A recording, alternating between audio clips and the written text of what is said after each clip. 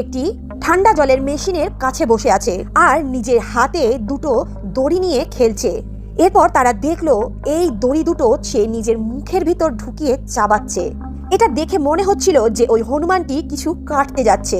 Abinash মিশ্রার team এটা সম্পূর্ণরূপে বিশ্বাস করতে শুরু করেছিল যে এই বোমটি এই ওয়াটার কুলারের ভিতরেই রয়েছে, কিন্তু এই হনুমানটি কোনোভাবেই এই ওয়াটার কুলারের উপর থেকে সরছিল না।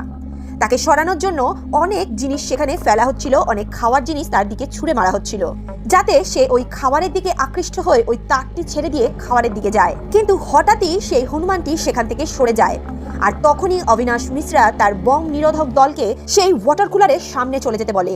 যখনই তারা ওয়াটার কুলারের ভিতরে তাকায়, তারা দেখে এর ভিতরে একটি বম ফিট করা রয়েছে। সে ব্যক্তি চিৎকার করে বলে যে এটা তো টাইম বম, কিন্তু অপরদিকে সেই ব্যক্তিটি সঙ্গে সঙ্গে লক্ষ্য করে এই টাইম বমটি 3 সেকেন্ডেই আটকে রয়েছে। এখানেই ভগবানের সেই চমৎকার হয়, যার ব্যাপারে কেউ